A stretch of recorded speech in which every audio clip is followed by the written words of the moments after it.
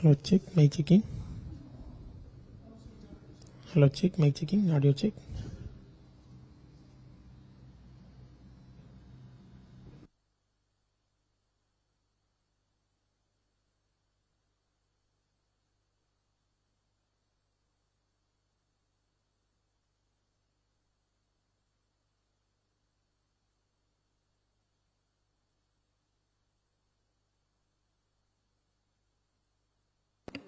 Hello test, mic checking. Hello test, mic checking. Mic test, mic test. That one's working too.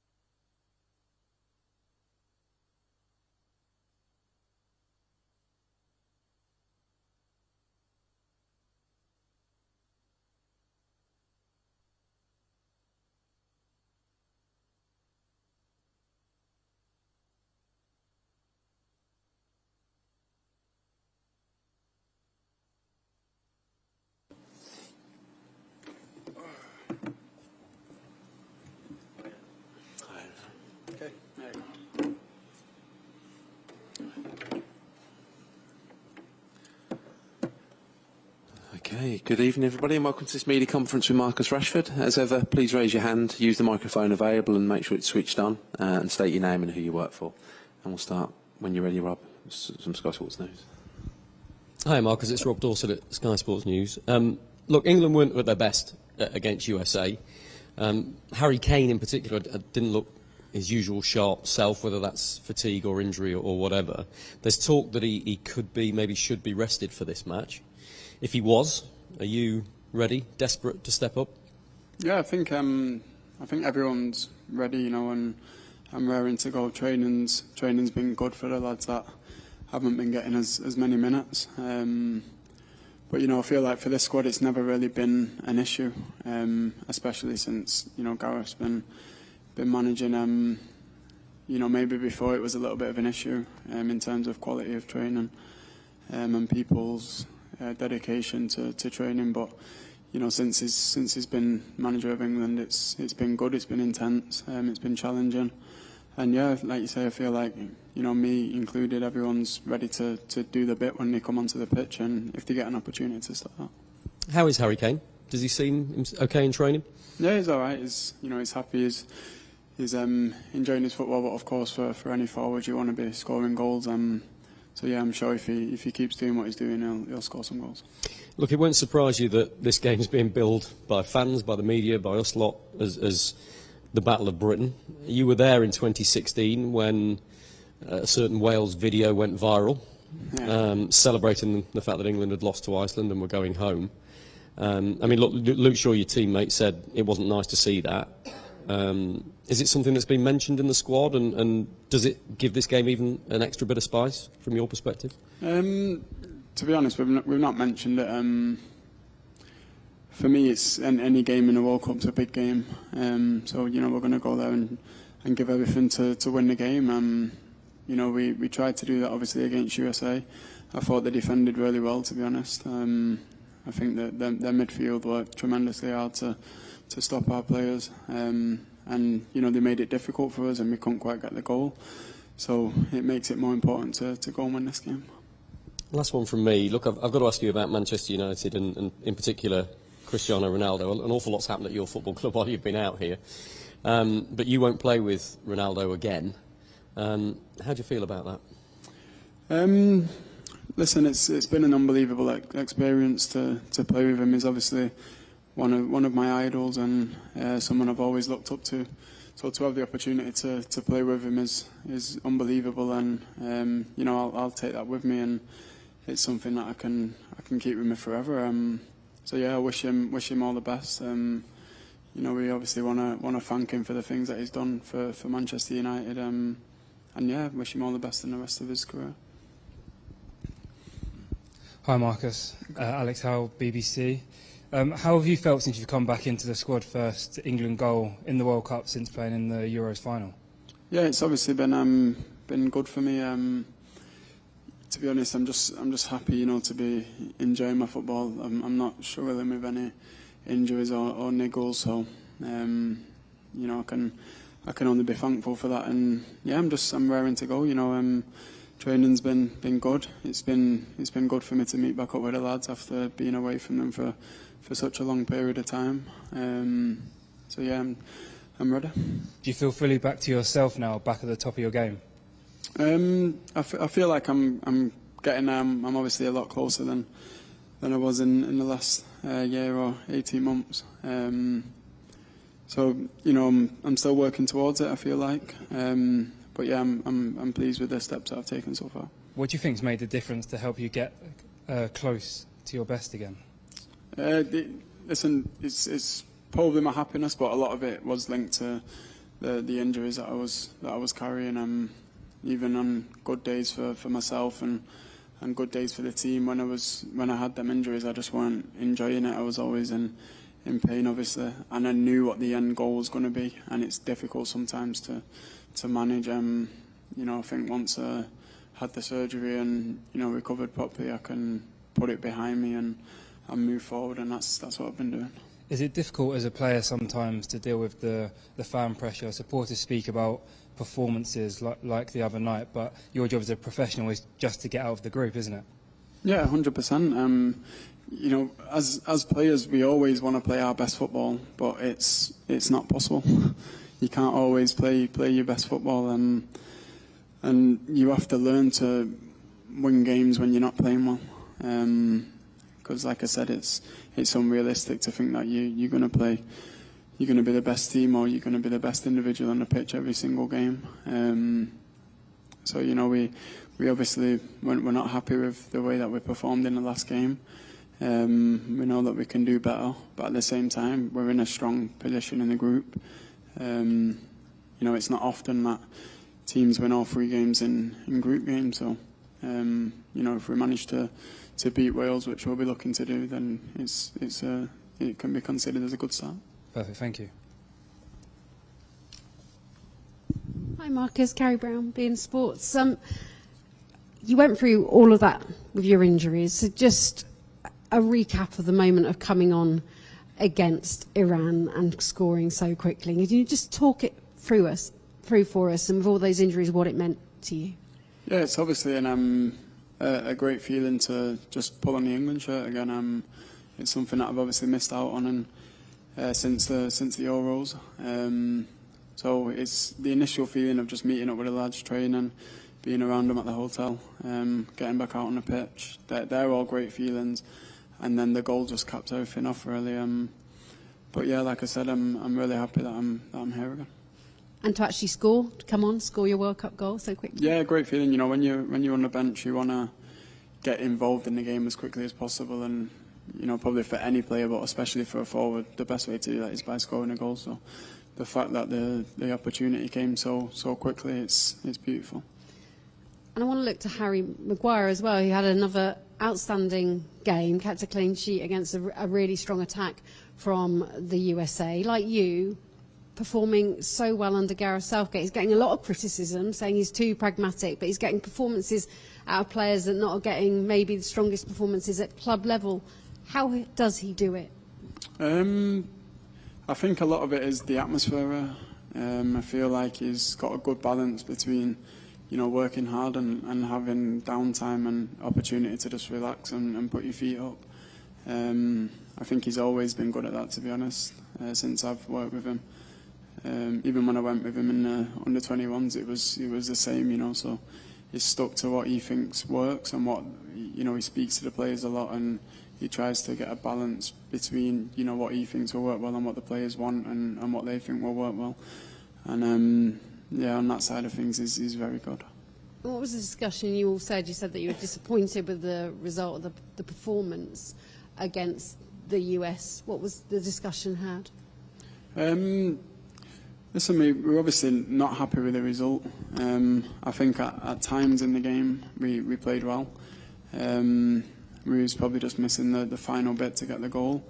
But, you know, like I said before, USA defended really well. Like I said, their midfield was top for me. You know, they covered a lot of ground. They've got massive important roles to do in that midfield, and I feel like they defended the width of the pitch really well. They're obviously a threat on the break. They have some really good players on the ball and players that go in behind and can offer a threat to the goal. So, you know, they're not a bad team. It was a difficult game, but like I said, we're not in a bad position in the group.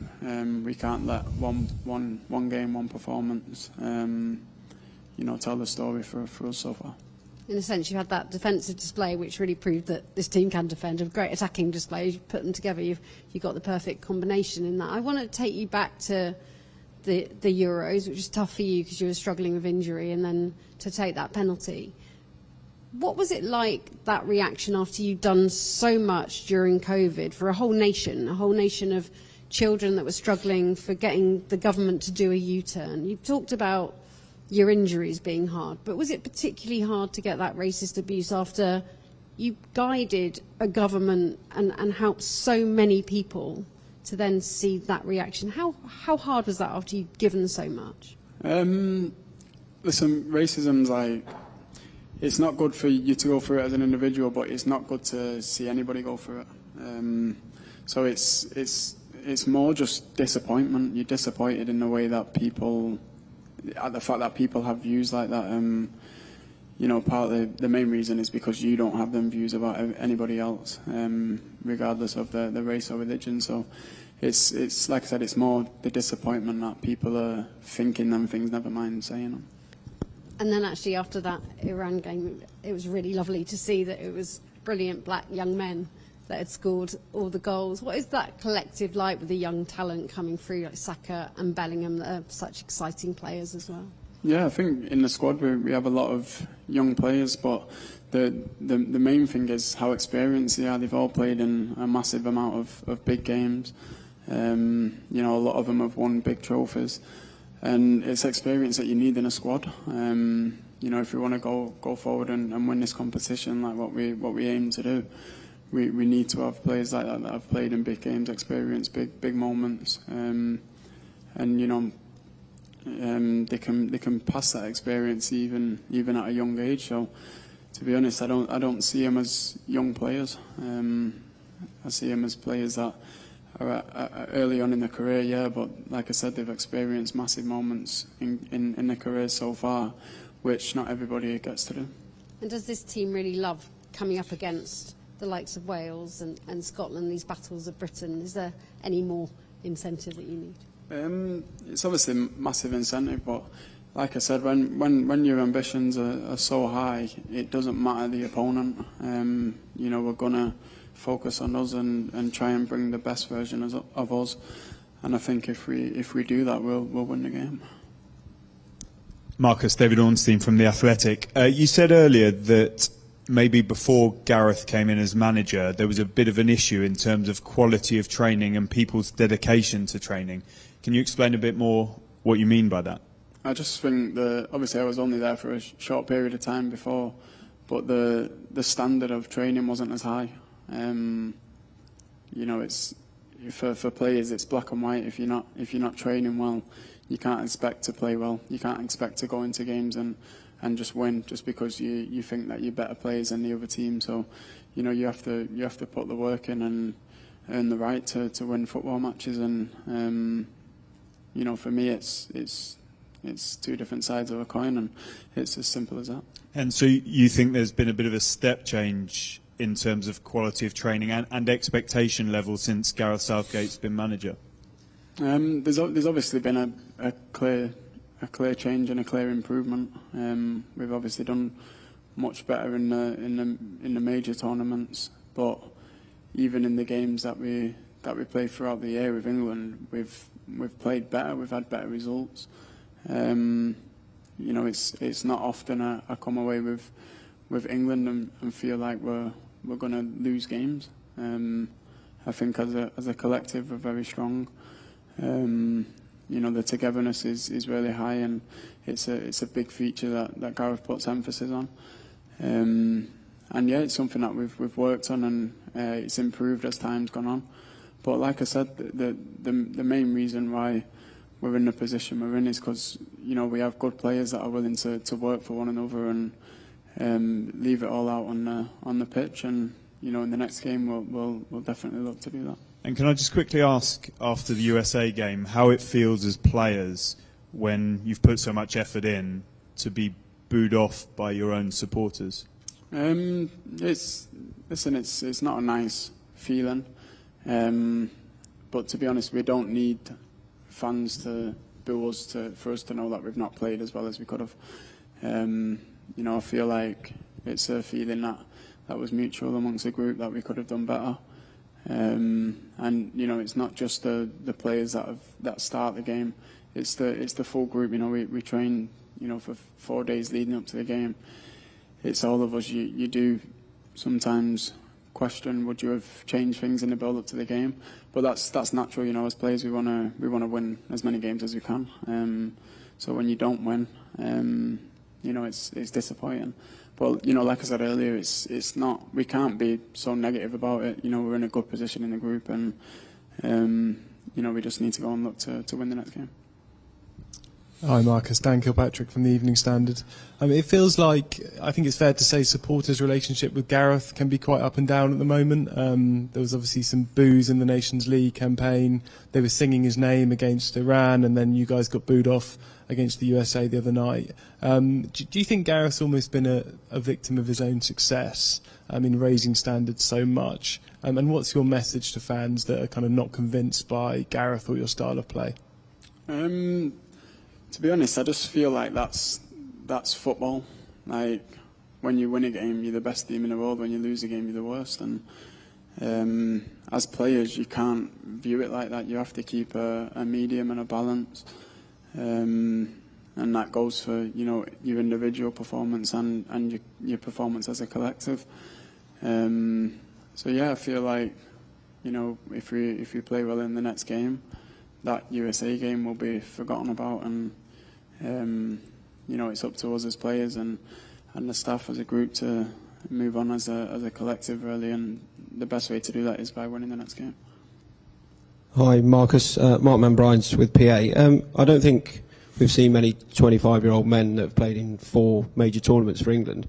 From what you remember from Euro 2016 to now, just how has the team evolved, and is it coming to a point where you think it can hit its peak here? You know, I don't think it takes a genius to see that we've improved since 2016. For me, it feels like a complete different team. We've come on, you know, so much, and we've learnt a lot about ourselves along the way. So, you know, I feel like we're a really strong team that has the capabilities to go and win against any team that we play against. You know, we don't fear anybody. We believe in our own qualities. We believe in how we can affect the outcomes of football games. And like I said, we stick by each other in tough moments and in the good moments as well. So, you know, it's up to us to go and prove that we have what it takes to win it. But do I believe that we do? Yeah, 100%. Marcus, it's Dave Heitner from The Guardian. Did you think that when you didn't get selected for the England squad in September that the World Cup dream was kind of slipping away? And can you just talk us through the moment when you did get the call for the squad for this tournament?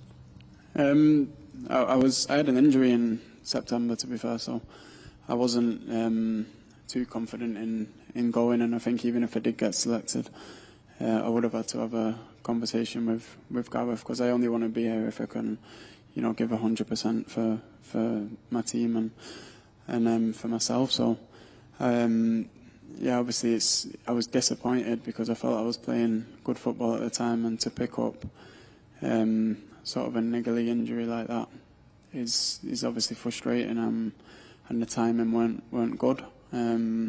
But it's in the past. I'm here now, and I'm 100% focused on getting the results that we need to win the tournament. Hi Marcus, James Robson, AP. Probably the main criticism from fans about this England team is that, or Gareth, is that it doesn't take enough risks. Yeah, it's a team that's got to a semi-final and to a final the last two tournaments. Do you think this England team takes enough risks? Like you said, we've showed progression. I can obviously only speak on the time that I've been here. So from 2016, you look at that performance against Iceland when we got knocked out of the Euros, and it's a million miles off where we are now. Like, you can't even compare the two situations, and for me, you can't compare the feeling around the camp. I think the confidence levels are high, as they should be. Like I've mentioned before, we have great players. We have top players that are playing top football against the best opposition in the world, week in, week out. So we can't go into games and think negatively. It's not something that the players do. It's not something that the manager does. He always wants us to go and play confident football and show people what we can do. So for me, we play positive football, and I think it definitely showed against Iran. Scoring 6 goals, and for me, I've seen comments saying, it's Iran. They're a top 20 team in the world. We've seen the smaller nations have massive upsets in the tournament so far. So going there and scoring them goals and winning the game as we won it, it's a big sign of what we're about. We want to score goals. We want to play attacking football, and if we can kill a team, then we'd want to do that. Marcus, hi. Henry Winter from The Times. We've seen you obviously play wide and also through the middle. Do you have a favourite position where you can do most damage? I think I probably do most damage coming from the left. For me, it does depend on the opposition and the way they set up and their personnel. But I feel like on the left I have the freedom to, on the right as well, to be fair, I have freedom to go inside and make the runs. And for me, it's about just finding the weak link in the back line and trying to exploit it. Obviously, I enjoy looking for spaces. I enjoy combining with players. So yeah, it doesn't really matter in terms of output. The main thing for me is that I end up in the face of the goal, whether it's from crosses or from a running play, because I feel like that's one of my main strengths. Getting chances and creating chances on goal. Hi Marcus, Rob Harris from Sky News. Has there been any message from Gareth about keeping morale up, the fact you are still unbeaten despite the during? And is there a particular challenge how you get used to these 10 p.m. games, how you manage your days, how you cope playing so late? I think Gareth's a very clever person, and he understands that the players were disappointed after the game, and obviously he shares that disappointment. But the first thing he said to us was, "Listen, we're in a strong position," and he was the one that reminded us. I think England have only won all 3 group games once. It's not very often that it happens. So don't be down about it. Like I said, for me, we come up against a really strong team that have a clear way of playing, and they stick to their principles. And any team that does that, it's not a given that you just go and win a game of football. So yeah, the message from him was don't beat yourself up, don't be down. You know, we should be thankful that we have an opportunity to put it right and move forward in the next game. And the 10 p.m. kick-off, is that quite a challenge? I wouldn't say it's normal, but it's not a huge challenge. You just have to adapt a little bit in terms of preparation. You obviously have a lot of time before the game, and for me, it's not much of a difference to what we're used to doing. But yeah, it's more, it affects the recovery a little bit. Obviously, the night of the game, you're not having the best of sleeps. But yeah, that's probably it. Okay, we've got 3 more here to go. We'll start with Kevin. Hi, Kevin Garside from the I newspaper. Marcus, when we've seen yesterday the big names in this tournament rising, Mbappe scoring for France, Messi scoring, Lewandowski. When you watch these players doing that, do you envisage or imagine that this platform is there for you to do that too for England? Yeah, 100%. We're on the biggest stage in the world, and it's an opportunity for all of us to go and take.